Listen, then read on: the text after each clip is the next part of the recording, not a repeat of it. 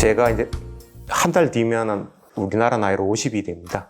50의 생애 중에서 한 30년 정도의 시간은 대략 하느님이라는 분이 어떤 분인가를 여쭙고 그분을 찾아가는 과정, 그리고 나머지 20년은 이제 그분을 실제로 만나서 같이 사는 과정, 뭐 이렇게 말씀드릴 수 있을 것 같습니다. 76년도 4월에 갑자기 좀 이상한 일이 있었습니다. 저희 아버지께서 갑자기 쓰러지셨고 신촌에 있는 세브란스 병원으로 갑자기 이제 후송되셔서 진료를 받으셨는데 보니까 뇌종양이 발견이 되었던 겁니다.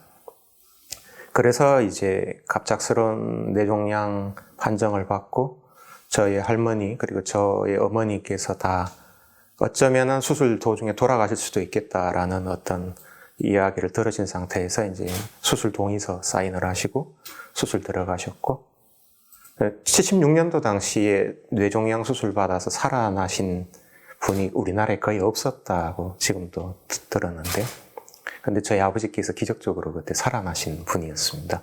그런데 이제 수술이 지금만큼 이렇게 우리나라 외과 수술이 이렇게 좋지 못한 때였기 때문에 그 후유증이 상당히 오랫동안 남으셨고 살아나시긴 했는데 그 이후에 상당히 큰 고통 속에서 아버지께서 견디셨습니다.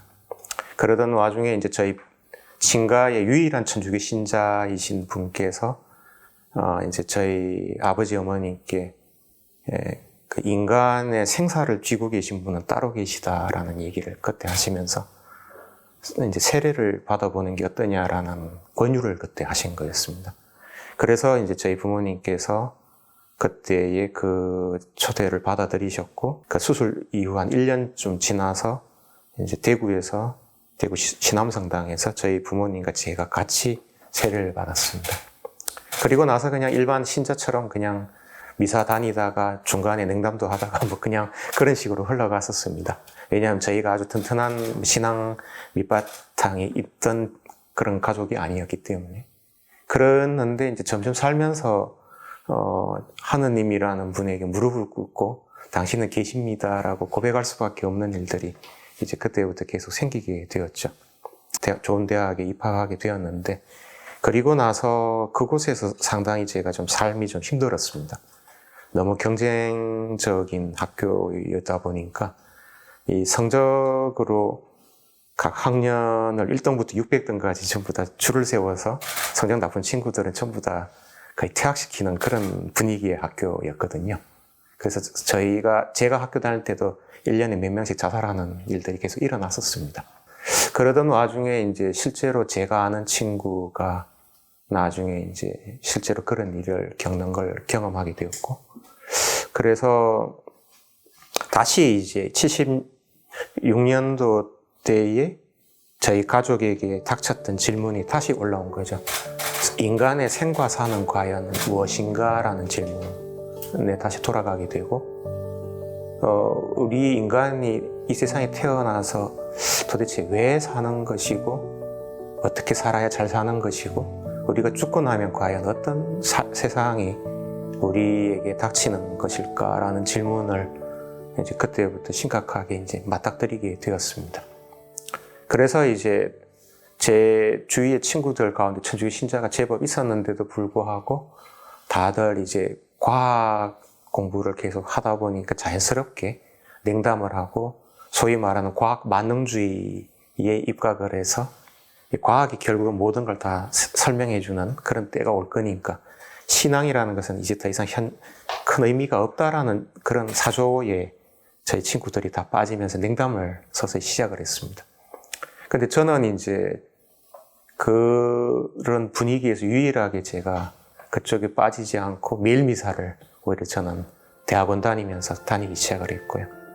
그래서 악착같이 성당을 다니고 악착같이 묵주기도를 바치고 악착같이 매일 정해진 시간에 성체조별을 하면서 제가 어떻게 살면 좋겠습니까? 라는 질문을 날마다 어느 순간부터 하게 됐습니다. 그래서 여러 성인들의 삶, 그리고 여러 수도회의 영성, 그리고 현대 세계에서 교회가 어떻게 가야 될 것인가, 뭐 이런 것 등등에 관해서 계속적으로 질문을 하고 고민을 하고 또 성경을 매일 읽고 가톨릭 교회 교리서를 열심히 읽고 뭐 그런 식으로 살면서 박사과정까지 이제 가게 되었습니다. 그래서 이제 제 지도 교수님이 상당히 저를 좀 못마땅히 하셨어요.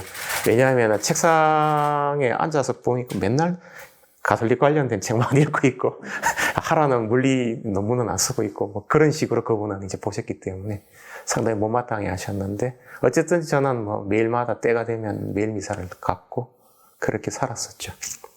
그러다가 어느 날 이제 저희 어머니와 인연이 깊은 상주가르멜 수녀원에 저희 어머니와 제가 같이 2000년에 갈 일이 있었는데 그때 이제 그 당시 원장 수녀님께서 저를 유심히 보시더니 수도 성소가 있는 것 같습니다라는 얘기를 그분이 꺼내셨어요. 그래서 어머니께서는 아니 자식이라고는 하나밖에 없는데 무슨 큰일 날 말씀을 하시냐고 발쩍 뛰셨었고요. 그랬는데 이제 저는 그 얘기를 딱 들었을 때 상당히 귀가 솔깃하더라고요. 그래서 제가 이제 여쭤본 것이 그러면 수녀님처럼 저도 가르멜 수도자로 사는 게 좋겠습니까? 라고 여쭤보니까 그 수녀님 말씀이 아니요, 그건 아닌 것 같아요. 제가 봤을 때 바오로 형제님은 예수회가 맞는 것 같아요. 딱 그러시더라고요. 그래서 왜 그렇습니까? 라고 하니까 데야르드 샤르댕이라는 예수의 신부님을 언급을 하시던 거였어요. 그분이. 그러면서 그분이 이제 예수의 신부이면서 동시에 당시에 가장 탁월한 고생물학자였고 베이징 원인을 발견한 장본인이셨는데 그래서 과학과 신앙을 통합한 아주 훌륭한 분이다. 제가 봤을 땐 바오로 형제님이 그동안에 물리학 공부한 것과 앞으로 수도 생활을 통해서 이 두 가지를 통합할 수 있는 분일 거라는 기대가 듭니다. 라고 하시는 거였습니다. 저희 어머니께서도 그 자리에 계셨고 지금도 그 얘기를 하세요. 가끔씩. 그때 그 자리가 사실 저에게 있어서는 일종의 뭐랄까 하늘로부터 들려오는 목소리 같았고 이건 내가 거부할 수 없는 어떤 메시지인 것 같다는 생각이 그때 들었었습니다. 그리고 나중에 시간이 지나서 바로 그 방금 말씀드린 가르멜 수녀원의 원장 수녀님께서 저희 어머니께 전화를 하셔서 전화번호를 하나를 알려주시더라는 겁니다. 그래서 저희 어머니께서 이 전화번호가 어딘가요? 하니까 예수의 성소 담당 전화번호를 알려주신 거였어요. 그래서 참 희한한 일이네. 자기 수도회가 아니라 딴 수도회 성소 담당 신부님 전화번호를 이분이 원장 수녀님이 알려주셔가지고 어머니께서 기가 차셔서 저한테 전화를 하시면서 일단 전화번호 한번 받아 적어봐 하면서 이렇게 알려주셨습니다. 그런데 저는 이제 그때 이제 때가 되었나 보다라는 느낌을 그때 받았고 그래서 바로 이제 전화를 하고 그 얼마 뒤에 실제 서울로 와서 그 예수의 성소 담당 신부님과 만나고 그러면서 이제 3년간의 성소자 생활을 시작을 했고요. 그래서 이제 성소자 생활을 하면서 사실상 그때 이제 박사학위 논문을 마무리를 이제 짓고 이제 카이스트를 떠나게 되었죠. 그리고 나서 이제 서울대학교 이론물리학연구센터에 이제 박사 후 연구원으로 이제 와서 이제 일을 하게 되었는데, 그때에 조금씩 다시 다른 생각이 올라오게 되었습니다. 그래도 박사학위까지 받았는데 그냥 성가정 꾸리면서 그냥 살면 되지 않을까? 뭐 하려고 수도회까지 굳이 힘들게 가야 되나? 이 생각이 이제 올라오면서 다시 좀 이제 오락가락하는 그런 경험을 하게 되었고요. 그래서 이제 어떡하나 하고 고민을 하던 차에 결정적으로 큰 사건이 하나 있었는데, 이제 제가 학부 다닐 때 제 친구 한 명이 세상을 떠난 것도 경험을 했는데, 저희 물리학과 동기들 중에서 제일 똑똑하고 탁월한 친구 한 명이 제가 서울대 연구원 생활을 하고 있을 때에 또 스스로 목숨을 끊는 일이 또 생겼습니다. 2004년도 일이었는데, 그때 같이 서울에 있었으면서도 그 친구가 그렇게 세상을 떠났다는 걸 모르고 있었다가 며칠 뒤에 미국에 있는 친구한테서 연락을 듣고 너무너무 그때 놀라서 며칠간 아주 큰 충격이 받았었습니다. 그 친구가 저희 동기들 중에서 제일 천재였었어요. 대학도 3년 만에 졸업하고 박사학위도 3년 만에 졸업하고. 제가 박사과정 다닐 때 이미 그 친구는 독일의 막스 플랑크 연구소라고 하는 곳에서 연구원 생활을 하면서 엄청나게 물리학자로서 탁월한 이 경력을 쌓고 있던 친구였는데 한국에 돌아와서 얼마 안 돼서 그렇게 스스로 목숨을 끊었다는 걸 보면서 또다시 저에게 그동안 좀 잊혀졌던 질문이 또 올라온 겁니다. 인간은 어떻게 살아야 되는 걸까? 그리고 어떻게 죽어야 하는 걸까? 뭐 이런 근본적인 질문을 다시 또 하게 되었고, 그러면서 한동안 너무 많이 울면서 그때 참 크게 괴로워했었습니다. 그러다가 어느 날 이제 평소와 다름없이 목주기도를 하면서 이렇게 그냥 힘들게 있었는데 갑자기 마태오복음 16장의 말씀이 딱 제 머리를 스쳐 지나갔었습니다. 사람이 세상의 모든 걸 다 얻는다 하더라도 죽으면 무슨 소용이 있느냐라는 그 말씀이, 그 말씀이 딱 지나가면서 그렇지, 내가 뭐 명예 또는 뭐 행복, 뭐 세상에서 추구하는 많은 것들을 내가 가져본들 결국 하느님 품에서 제대로 죽는 게 가장 좋은 삶이고, 다른 이들이 그렇게 잘 죽도록 도와주는 역할을 하는 것이 실제로 내가 해야 될 일이 아닌가 라는 생각을 그때에 하게 되면서, 주님, 이제 저는 그냥 무조건 당신을 따르겠습니다 라고 그날 결정을 했습니다.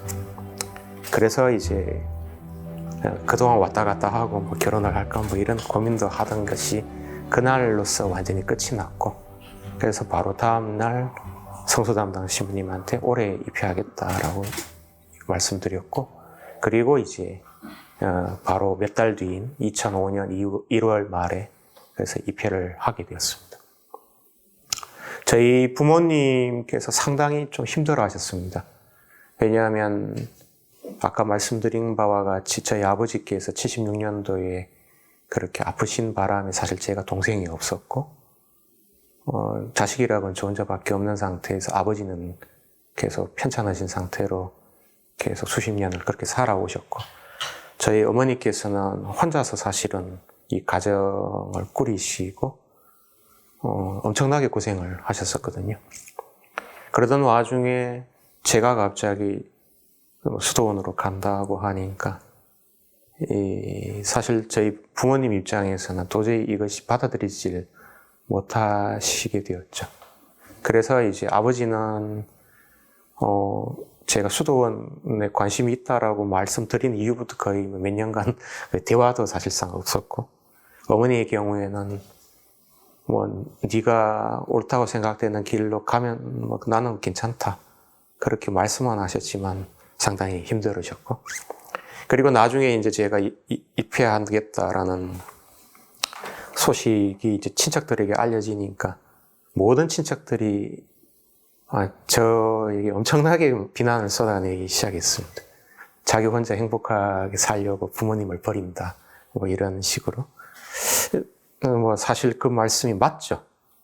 인간적으로 봤을 때 저 하나 행복하게 잘 살겠다고 부모님을 버린 것처럼 비춰질 수 있고, 그런 비난을 감내하면서까지 사실은 그래도 저는 주님께서 원하시는 길을 가는 게 맞는 것 같다라는 생각이 들었고, 왜냐하면 제가 가서 분명히 하나님이 일을 하는 과정에 분명히 제 친구처럼 이렇게 삶의 목적을 잃고 방황하는 사람들을 제가 어떤 식으로든지 도움을 줄 수 있을 것이다 라는 생각이 들었기 때문에, 그래서 부모님께는 큰 불효가 되지만 그래도 이 길을 가고 싶다는 생각이 들어서 결국은 입회를 했고 사제서품도 받게 되었고 현재까지 이렇게 살아오고 있는 중입니다.